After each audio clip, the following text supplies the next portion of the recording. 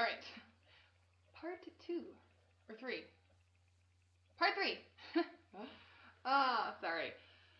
Okay, so doctors came in, said that they took 75% of his intestines, and he was in the room recovering. We got to go see him. The incision was covered with tape, but it ran, his little belly, it ran like right below, right in between his rib cage and his belly button, going from side to side.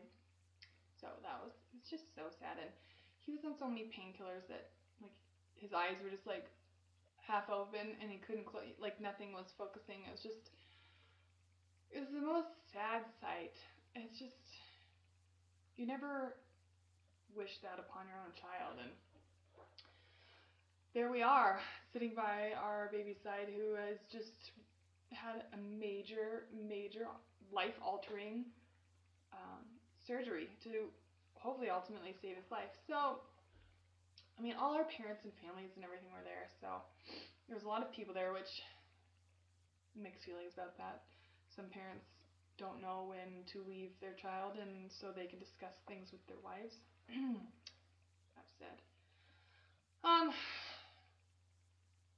So they were watching him. He got platelets and fluids and antibiotics, and it was probably 10. We were leaving and we asked the doctor that was there, like, what is his life going to be, and what do you think is going to happen? And he was saying, kids, they adapt and their intestines adapt, and he'll be fine. Like, he's not going to have he'll have a very strict diet as to what, it's going to have to be completely nutritional and no crap, because if there's only 25% of his intestines where you absorb your nutrients, it's going to be a different diet for him. But he should be fine. There's a lot of kids walking this earth right now with removed intestines. And he said that he was, pretty sure that he was going to make it through. If he's made it through this far, then, the hard part's over, and he should be fine. So we decided, they offered us a room at the hospital, and we took it. No more than 40 minutes had Roger and I gone to the room, settled down and, talked amongst ourselves and how we were feeling, and just a lot to take in within the 14th, when I was admitted to the hospital, to the 23rd of November. Then, like, 11 something, knock on the door. So 3 doctors come in, all 3 that have been working on him, and God, I couldn't do their job. They told us that he wasn't going to make it, that his infection was still there, and that the surgeon said that there was no more that they could do. They couldn't take anything more. So they pretty much said that your baby was going to die. And I think both of us, like, it's hard because, I don't know, I kept telling him, like, after the surgery, like, do what you need to do, because, it's okay with me. It sounds so corny, but, I don't know. So we went down there and we got to hold him, and they started taking, he has so much apparatus on him and wires and everything, that they unplugged him from everything, and they made sure that he had enough painkillers so he wasn't in any pain. And so we got to hold him, and it's just, you can't imagine the heartache. I don't even know, like, I only had him for 9 days. How do people lose their children? I don't know. So he passed. It was just so sad. Like, we tried for 5 years to get pregnant, and it's just, you like, going through this process right now. I'm starting IUIs again. everybody gets pregnant and they say, I'm going to have a baby. Well, that's what you think. Like, that's what's going to happen is you're going to have a baby. You know, that 12-week wait is really, it's a hard one because you think, I don't want to miscarry. But once you get past that, you think, oh my God, like, let's set up the nursery. Nobody ever thinks the worst. And I mean, I'm a healthy person, and I just, for this to happen is just like, it's so crazy.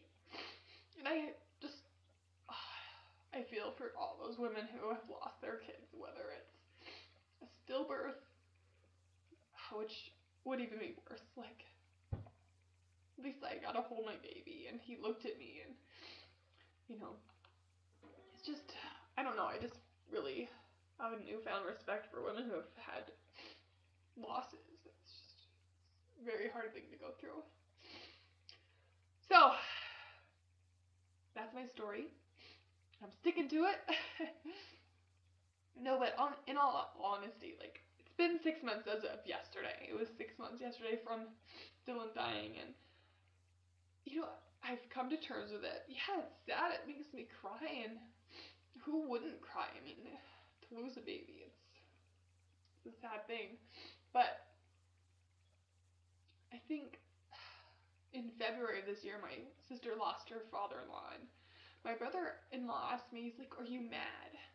Like, this was like, I don't know, like 3 months after. And he asked me, he's like, are you mad?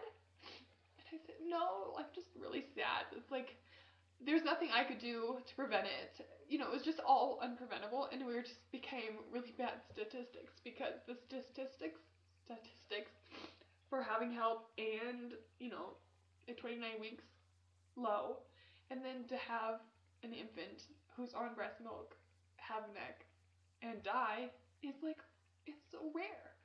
And I said, no, I'm not mad, but I think right now, like, going through this process of IUIs and everything again, I'm mad.